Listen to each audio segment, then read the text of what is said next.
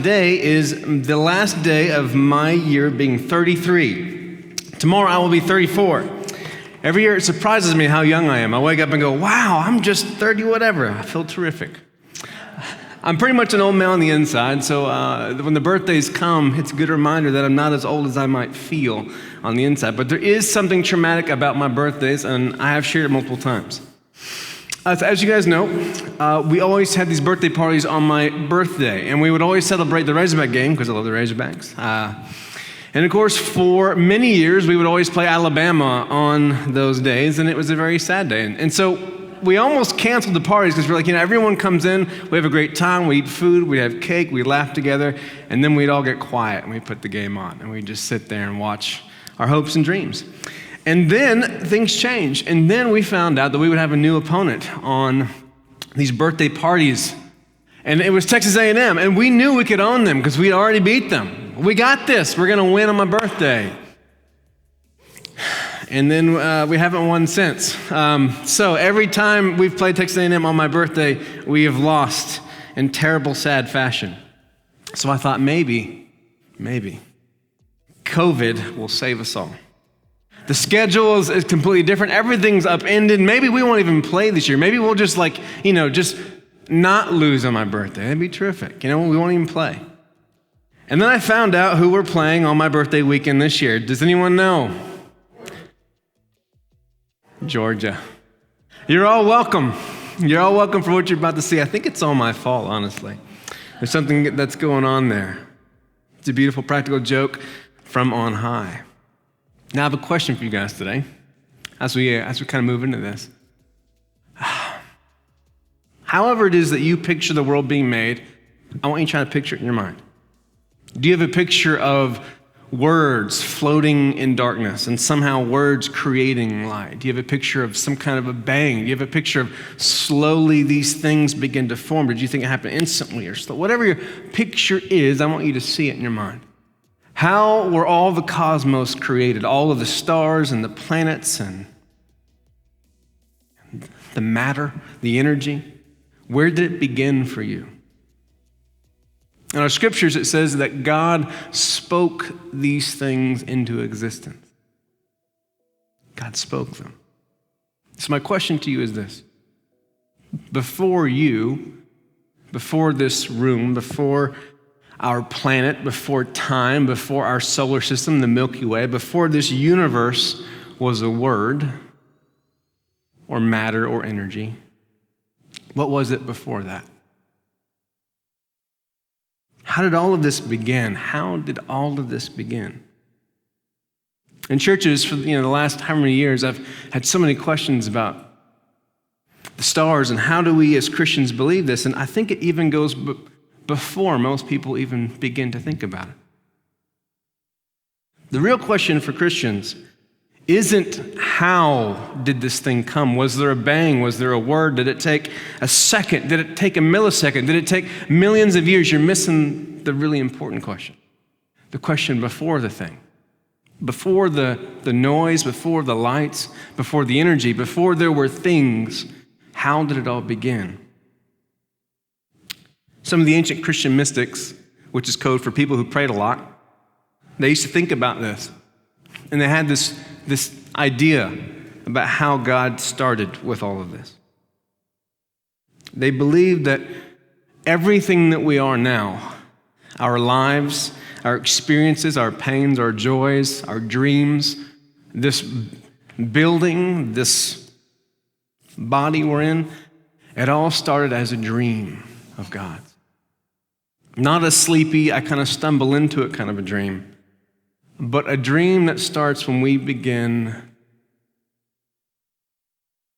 to see the potential of what could be.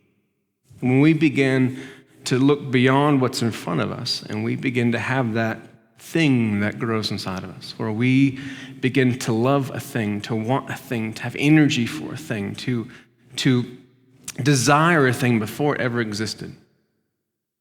That's what a dream is. To love something before it even is a thing yet, right? The way that even the idea of your first child, and if you haven't had that idea that's in there, and if you aren't even in that space, the idea that your parents had over you, before they could ever hold you, before they saw you on a screen, there was a dream of who you would be. And there was already love there. There was already an energy, a connection there.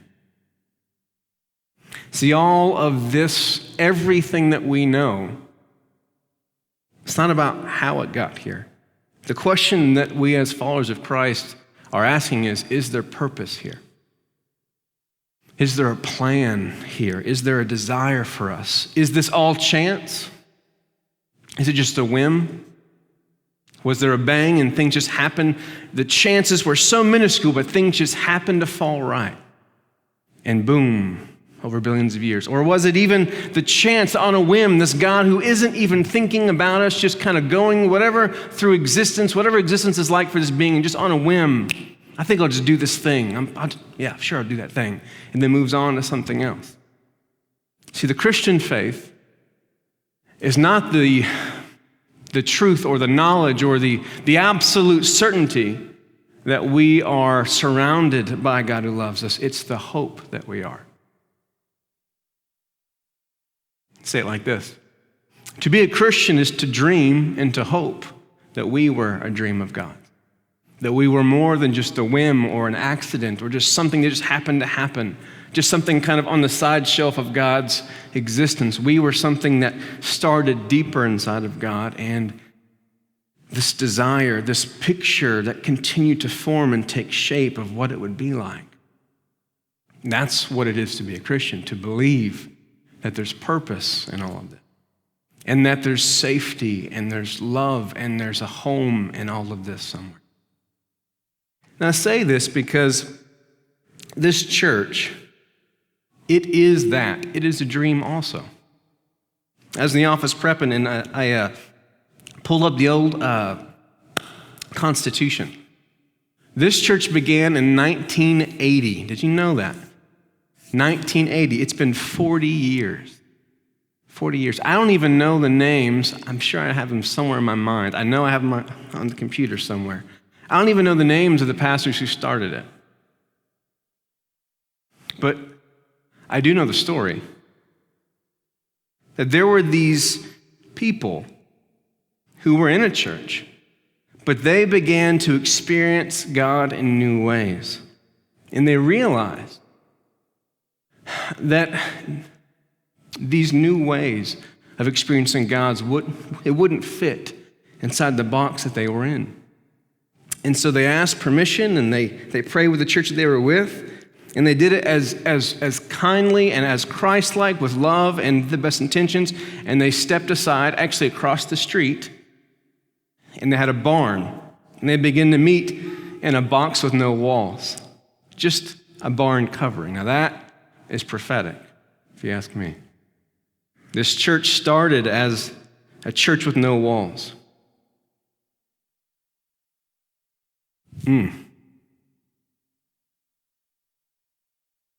It's funny when I preach, sometimes I connect the dots while I'm preaching. I go, that's good. I have to sit with it for a second. This church started as a church with no walls. It was the first dream of what this place could be. And it's so interesting to talk about this church, because for me, in my mind for many years, I felt like when we moved to this building, we changed the name to Grace Church, I felt like we were doing a new thing. And so, if someone would ask me about Grace Church, I'd say, yeah, it's like a church plant. Because I didn't want to take the time to explain to them how it wasn't like the other church, because I knew I'd be there for 3 hours answering questions. No, we're not like them like this. No, we're not like them like this. No, we're not Baptist. No, we're not Catholic. No, we're not Methodist. And I would be there for hours and we wouldn't get anywhere. So if I just told them, it's a new thing. Oh, okay, and we'd start there. But I was wrong in doing that. See, it's not that Grace Church and that this campus is a new thing apart from what started in 1980. It was just a new chapter of that thing. And truthfully, I'm just now beginning to see all of this. See, for me, I believe this church, Grace Church, whatever name it carries, it is a dream of God's as well.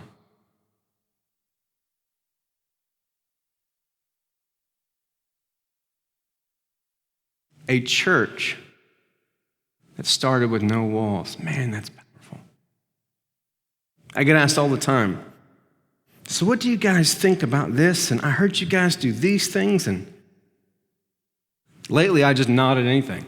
The moment someone asks me a question, yep, we did that too. We heard you guys have these Catholic things that you do. Yes, you're absolutely right. I heard you guys have these Baptist ideas about certain parts of the Bible. Yeah, kind of. I heard you guys, adapted things from the Methodists or the Anabaptists or Quakers or the Charismatics or the Pentecostals or the Holiness Rollers. And I go, yeah, absolutely. We've stole from all the churches. Absolutely, and I'll do it again. See, what is true about this building that I have been infatuated with, and not this building, but this people, this dream, this calling that's caught my heart for so many years, is that as a person, as a follower of Jesus myself, at an early age, I realized that people didn't know as much about God as they thought. Now, I'm not saying this in like they weren't intelligent or they weren't smart or like they didn't pray or they didn't read books. I didn't mean any of that. But from a young age, I realized that people didn't know nearly as much about God as they thought they did. And if I went to some Catholic Mass service, I would sense the same presence of God that I sensed in my home church. And if I went to a Baptist church and the words seemed different and the way that the translations of the Bible were different, but the same Spirit was present. When I began to go into all these different spaces and different ways, these different boxes of churches, and they all believed that they had finally caged God, whether it's in their doctrine or the way that they did the altar calls or in the Eucharist, whatever it is, every single church I would go to, they knew that they had the formula. We've got it figured out. You're right, that box was smaller, but ours is a little bit bigger. And ours is black, and ours has coffee in it now. We've got smoke machines. Now we got Jesus. We've trapped them in the right box. What's beautiful about this dream is it's a box with no walls, right?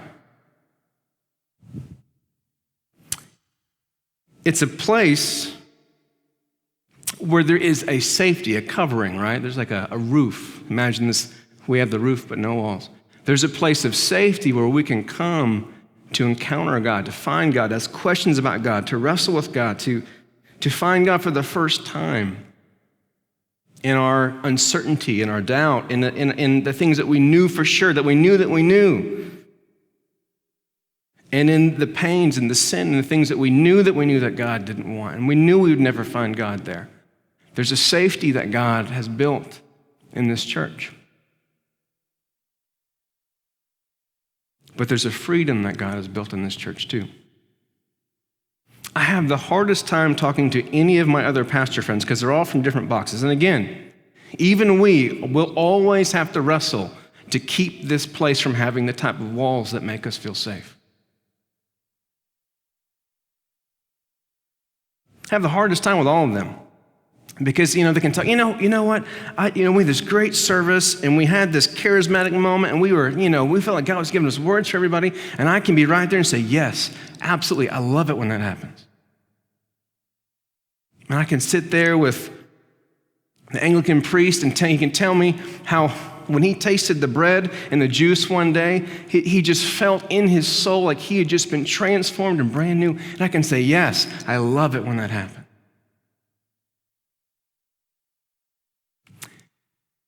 It is the beauty of the calling in this place. But it is a difficult calling, for sure. When there are no walls, sometimes it can get a little cold in here. Sometimes the rain can get on. Sometimes it doesn't feel as safe as a house with walls has. You don't get to quite control everything that comes in, the people who get to come. You give up control.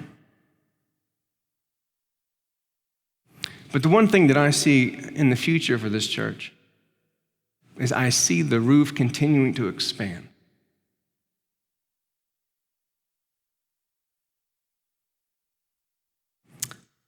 Safety is crucial in the ways that we encounter God.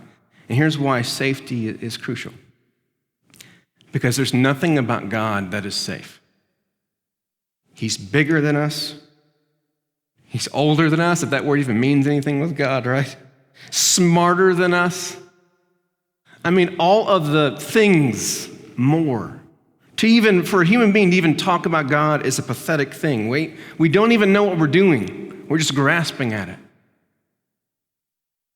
You can sit down with someone who studied the stars their entire life. They can tell you all of the constellations, the different galaxies and possible planets that would have, water, H2O for us to inhabit. But if you really find the smart ones, they realize that they're just getting started. They know enough now to realize that they have no idea how much of this vast universe there is to know. And that's nothing compared to what we're trying to do in this place. Not trying to know the universe, trying to know the one behind it. And not just the one behind the universe, but the one who's present with us in our pain, in our insecurities, in our dreams, in our failure, and in all the parts of us that we just cannot stand and we hide from other people. This is the God who can be all the way out there and all the way right here. And so it won't ever be the safest church. It won't ever be that. Because the call of God in this church is to provide safety for people who are ready to realize that they're just getting started with God. They don't even know what's up or down anymore. They're just getting started, and there's so much more to be had. That's the beauty of the call of God in this church. It's the dream. A few years ago, Dean Dumont sent me a text. And he told me, he said, I feel like I had this picture for you.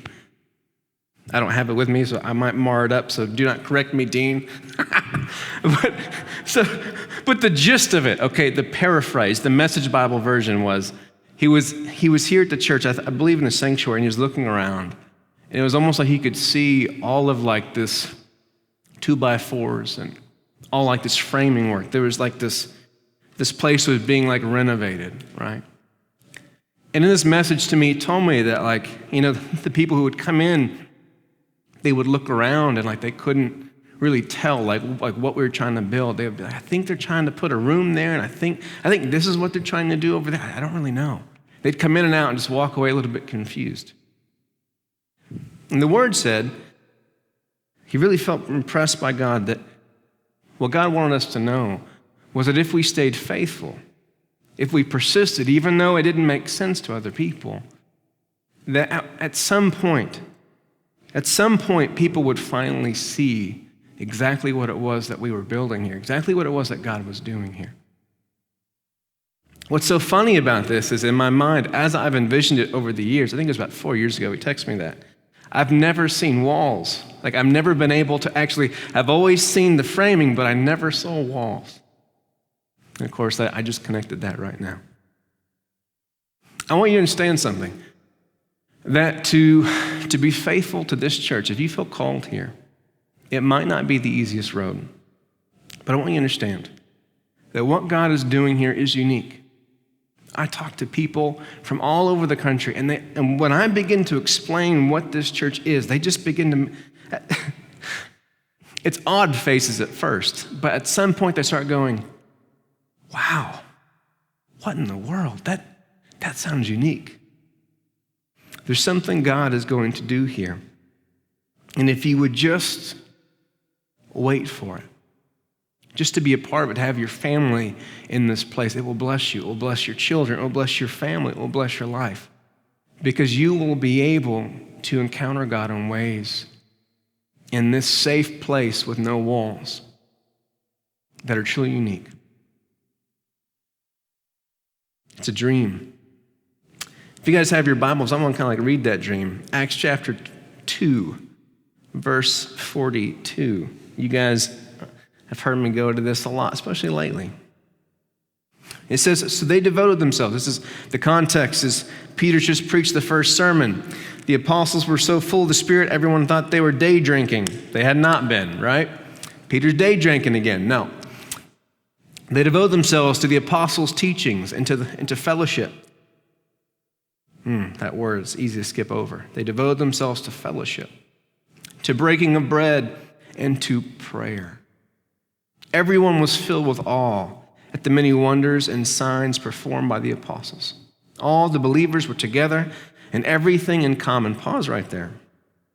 Part of the dream of this place, part of there being no walls in this church, is that part of the dream is that you would have a place where we would be so bonded together by our dedication to Jesus that it would be as if we had all things in common. What's powerful about this passage here is it says they have all things in common. There's just deep unity, but what it talks about at the beginning of the chapter was that you had Jews from all over the region who didn't even speak the same language. These are these people. They couldn't even communicate an hour before, and now they have everything in common for one reason. It wasn't their doctrine. They didn't even know what the heck God was doing yet. There was no doctrine yet. It wasn't their language. It wasn't their politics. It wasn't their sports teams. It wasn't the color of their skin. It was the power of what was happening in Christ. Part of the dream of this place.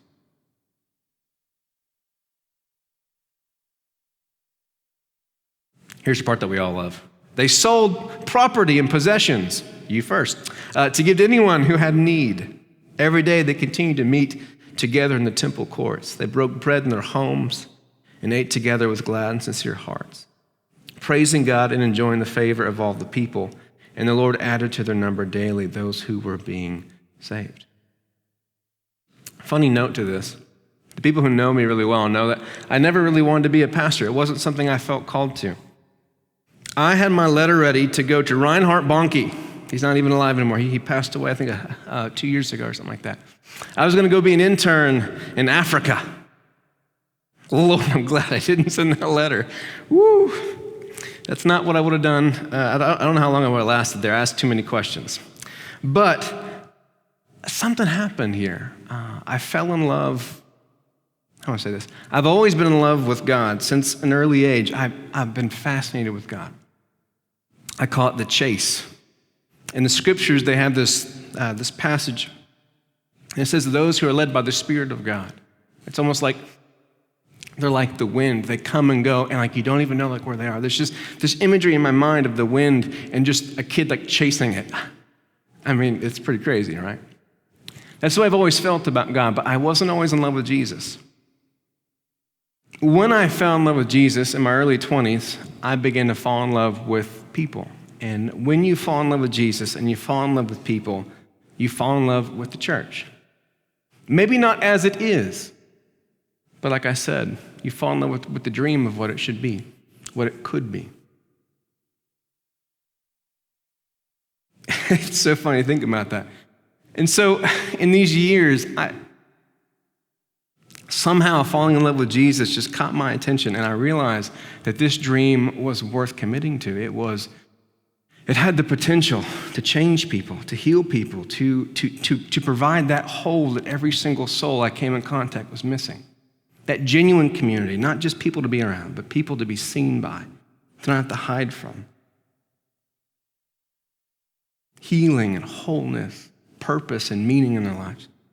So it's 15 years now that I've been doing this. Can you believe that? 15 years I've been committed to the ministry. I've been working in Alma, Arkansas for 15 years. That's a crazy number. Started young, right? Because I'm still young. Amen, hallelujah, right? I'm not old, still young at heart, right? And so it's a dream that I've committed myself to for 15 years, but I am stepping aside now as the lead pastor here at Grace Church.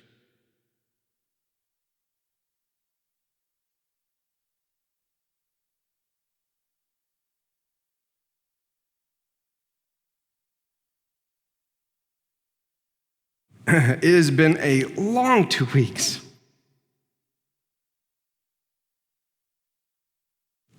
But it's been a good 2 weeks, honestly. It's been a healing 2 weeks. I am excited. I haven't been excited in a long time. I feel light today. I have my running shoes on. I feel like I'm about to go on a journey, honestly. I feel the same excitement I felt, Grace, I guess 7 years ago when I became the lead pastor here at Grace Church. There is a sense that I'm about to chase the wind again.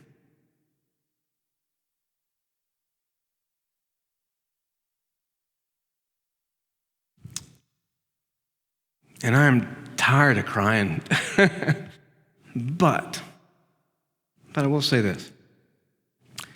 I am stepping aside, but I'm not leaving. If we're on a bus together, I'm just changing seats with someone. The Walker family feels called to this church just like we always have. We will still be here. Niece and the kids, you'll see them every week. For about, 3 to 6 months, you won't see me as much. I won't be gone. I'll still be around. I'll definitely be around with the elders and if anything is needed. But, just kind of time to kind of figure out what's next.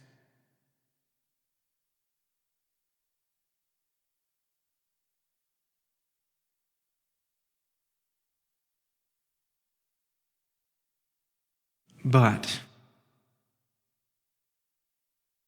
the future is kind of exciting for me, honestly. Not just for myself. I always thought that if I ever stepped aside, it meant that this dream would die. It was kind of a scary thing.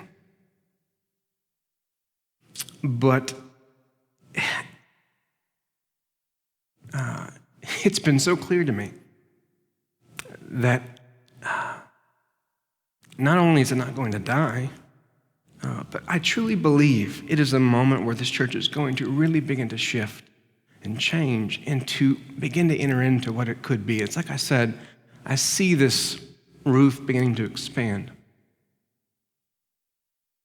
There is a stability and a safety and a clarity that's going to come here in the next year or so. I'm excited to be able to find my new seat in the sanctuary. I know this sounds cheesy, you might be used to it. You're not used to being up here. But I went and sat on the back row back there, and I thought, man, that's wonderful. That's glorious. Sitting in the back, I like that. So if you see me, which I will be popping in here and there, I'll be trying out new seats. If I take yours, I apologize. I don't remember where everyone sits. But we're not leaving. In the next year or so, I plan to spend some time with other local pastors. I hope now that because I'm not competition, I will be safer for them. Because pastoring, it can have extreme highs and extreme lows. And, most pastors won't tell you, but there's not many people for them to go to. There's not really safe places for them. So I'm excited to do that. And now I'm more scared than excited about this next thing, but I feel like I need to start writing. That's more scary than exciting, but it's still exciting. And I feel like even though this house is an absolute beautiful dream, a box with no walls, I feel like this season of my life is very important to follow what the Spirit's been showing me. Because even though I've tried to be a pastor, to the best of my ability, I think that grace is over now. I feel like it's time for me to almost step into a season where I don't feel kind of boxed in. I'm not boxed in any way, because this pastoring you guys is not something that means the world to me. This whole thing started for me because I am obsessed with chasing after this God that I know that there's more to be known. And there's only so much time you can spend doing that. I'm very excited to have time to do that. I plan to return as an elder. I'm not leaving. The Walkers are not leaving. It's important for you guys to know. I'm not leaving this dream either. We were talking about this transition for our family. And as we talked about it, we realized it's like, this is the type of church I want my children to grow up in. I don't want to have to go to a church where every single Sunday I have to sit my kids and be like, okay, I know what they said, but here's what, here's how to really understand that. I want to be in a church that knows that they don't know everything about God, that's hungry for more, that's excited to discover more about the goodness of God in the world, in the room, in the scriptures, in the Spirit, in each other. To be in a church that's not about their politics or their race or their income level, but to be in a church that's about Christ. The word for me the last few months I've been wrestling with is faithfulness. I felt the Spirit like leading me in this direction, but I did not know how to understand that as being faithful. And so part of this is I realize that there's something about this place that makes it unique, that this is a church that is faithful. Through all the years, I actually had the history of the church written down, and I watched all like the turns and bends in the road that people have committed to keep this dream alive. I'm blessed by it. Pastor Zach, if you want to make your way up here, I'll get ready to wrap myself up. I've been a wreck for 2 weeks. My wife is my hero. She's been what I've been saying about at home. I said, babe, I think you've got the priest hat on at home for a while. She's been the one who's had to pastor me through this, and she's been the one who's been able to hear from God about different details. And I'm going to share these stories at some point, but you all know how I am. I love the Spirit of God, but I don't like to get like weird with stuff. You know what I mean? Like when you break out like the tambourine shofars and the oil starts flying around, I kind of want to go back to my books. You know what I mean? I'm all about it. I want you to get blessed by it, but calm down a little bit. But our house it's weird. It's gone crazy, man. I feel like the Spirit of God's been everywhere. We've had so many confirmations. It's been overwhelming. My last day as 33 here. It's amazing. We committed to the elders to pastor for 15 years, thinking that was going to take us to, some year when Rachel would graduate. We had such peace on it. And I was like, Lord, how in the world can I step aside when I committed for 15 years? And then as we were looking over things, Nisa asked me a question. Because I had been thinking I've been pastoring for 16 years. And we did the math, and it's been almost actually to the month. It's been 15 years to the month. It's a beautiful thing. But the other thing that I felt very strongly, and I almost felt bad, I shared this with the elders. I said, I strongly believe that the future of this church is to be in the hands of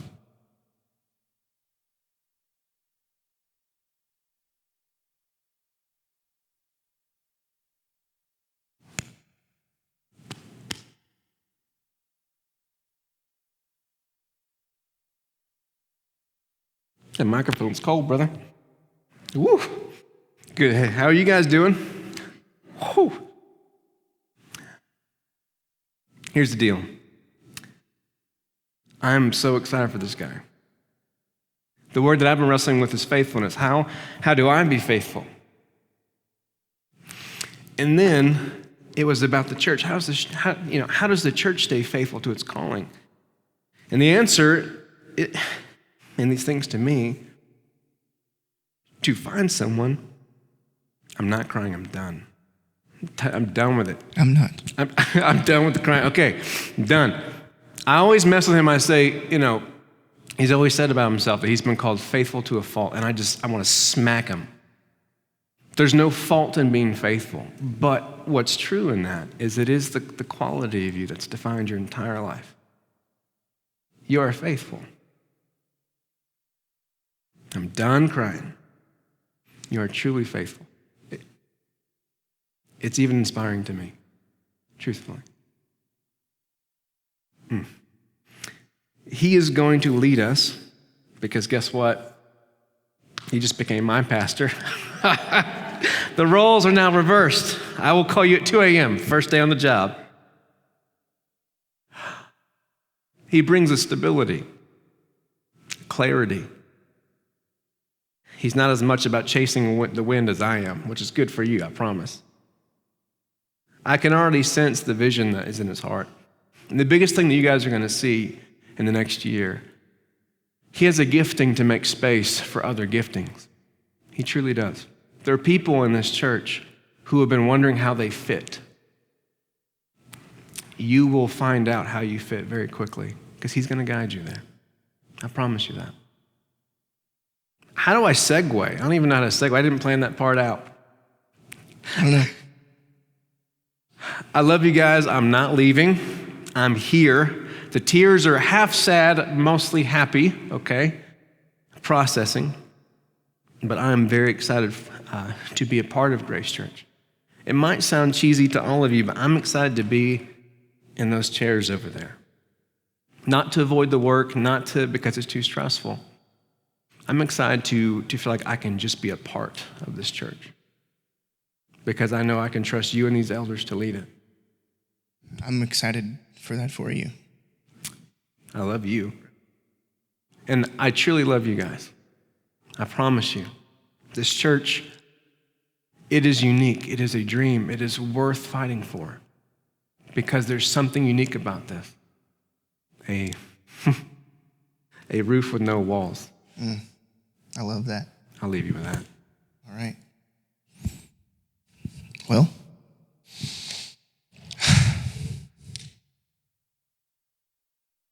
how are you? I'm not going to say too much today, but I will say this. The last, I guess, week and a half now has been an absolute whirlwind.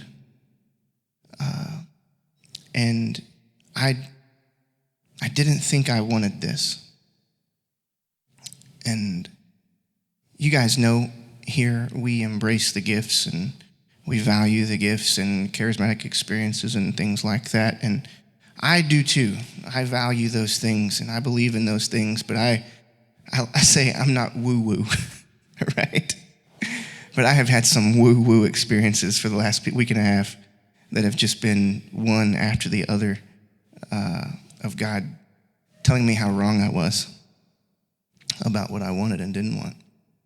And I'm looking forward to sharing that with you starting next week. We're going to continue this story, and I'm going to tell you some of my own story. You know, most of you, whether you're here today or at home, you've known me as Pastor Devon's number 2. You know, the guy in the background. You may not have even knew I was there most of the time. Or if you were close, you might have known me in more of a contrarian role because that was the role that I had to play. But I'm not playing that anymore. And I wanted to extend an invitation to each of you anytime to go have coffee. If you want to ask questions, if you want to call, you know, and just chat, ask your questions. I'm available. And we have an awesome elder team full of just some of the most fantastic people I know that would love to talk with you as well. I am going to ask that you not bother Pastor Devon too much in this season. Give him some space, give him some time. Like he said, he's not going anywhere. When he gets back, bug him all you want. But for now, let's give him some room, okay? But yeah, I'm very excited. I'm full of joy, and I'm terrified. I told Pastor Devon, I said, you know the thing I think that scares me the most? He says, what's that? And I said, having to think of a message every single week. It's like, that's just, how do you even do that? And of course, that's just second nature to him. But we have our strengths and weaknesses, right? And as he said, I'm going to create space for other people here. And that's going to be one of the ways we do that for sure. But anyway, we love you. Thank you again reach out to me. I'll post our number, and I'll send you an email as well. You can call, you can text, you can email us. We can set something up if you want to get together over coffee and just chat, or just call. That's fine too. But thank you for coming this evening. Thank you for joining us on Sunday morning if you're at home. And we'll see you next Wednesday.